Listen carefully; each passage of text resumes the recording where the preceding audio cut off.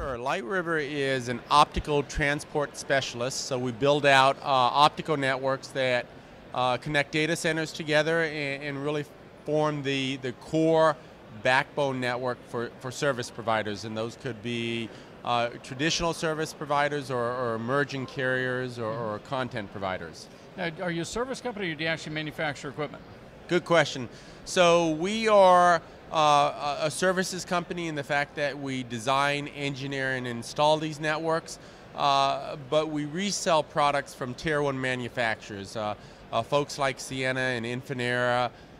So we work with the Tier 1s, Alcatel-Lucent, and what have you, and build out DWDM networks, aggregation networks in terms of carrier Ethernet, and then IP networks as well.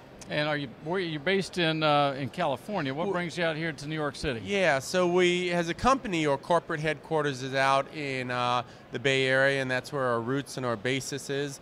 But we have a nationwide footprint, and out here in the New York area, we work with several of the companies that are based out of New York and on the Eastern Seaboard as well, so helping build out the networks for them.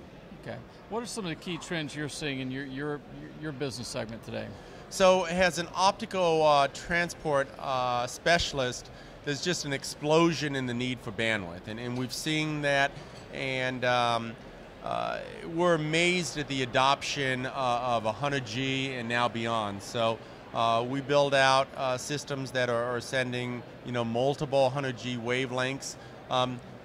We watched 100G come, and we watched it come, and then when it came much faster than we expected. So we saw it on the horizon, but the adoption of 100G DWDM has been much quicker than we expected here. It's amazing. So. Now, I was moderating a CEO panel earlier, and one of the topics of conversation was around architectures. Sure. And customers wanting to push that connection further and further to the edge. What are you seeing in terms of your business, in terms of that optical connection getting closer to the edge of the network?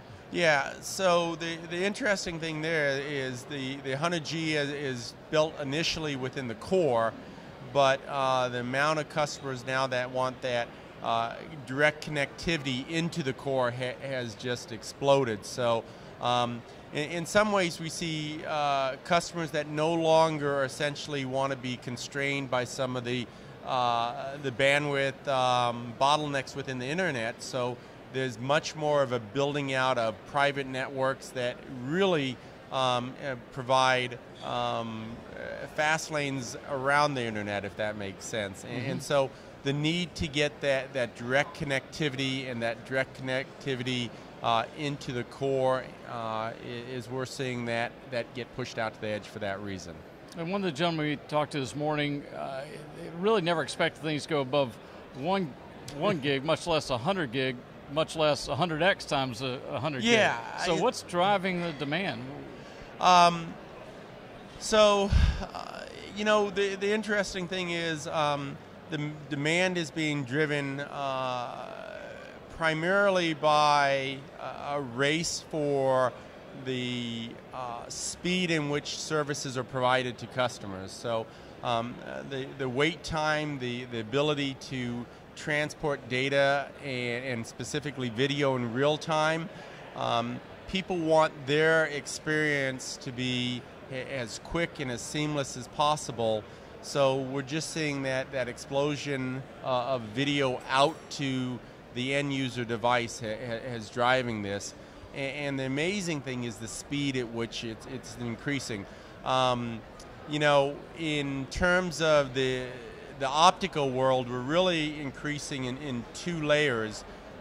We keep on sending faster and faster signals, and then we send them over more and more channels. So, some people talk about Moore's law of doubling capacity every 18 months. Well, in the optical world, we're doubling capacity every 9 months because we're doing it in multiple dimensions. And, that's incredible. And it's being gobbled up faster than we can imagine. So. Really?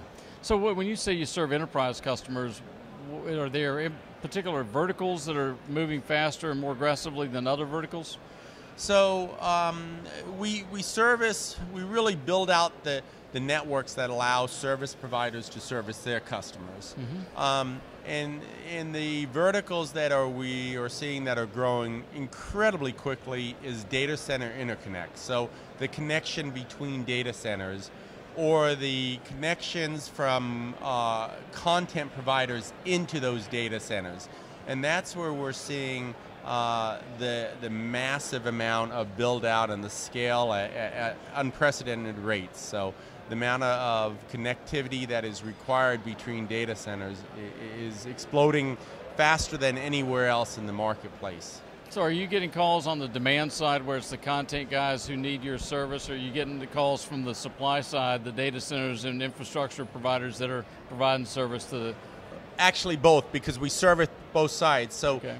You have the customers, the content providers that need to get to the data center, and then you have the data center providers that need to get that larger and larger pipes between their data centers. So it's really on both sides of it, and then that's why the growth is so fast at this point. And when I was at our reception last night, and one of the questions that kept coming up was, or actually one of the conversations kept centering around these direct connections between different colo facilities within a city. What's driving, why do people need connections to multiple places within a city?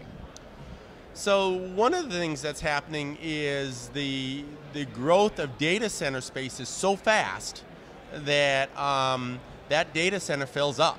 And essentially, you're in that data center, and that data center now fills up, and you need more capacity. So you need to now build out in an adjacent data center. And in reality, you want your network to look like it's all in one place.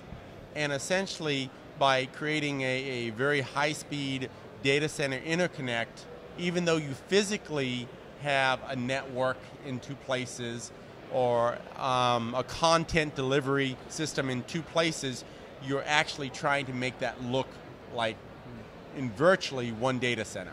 And it's not just between two data centers, it's between a half a dozen data centers that you're in, and you're trying to essentially blend that into one virtual system. With zero latency. With zero latency, right? I mean,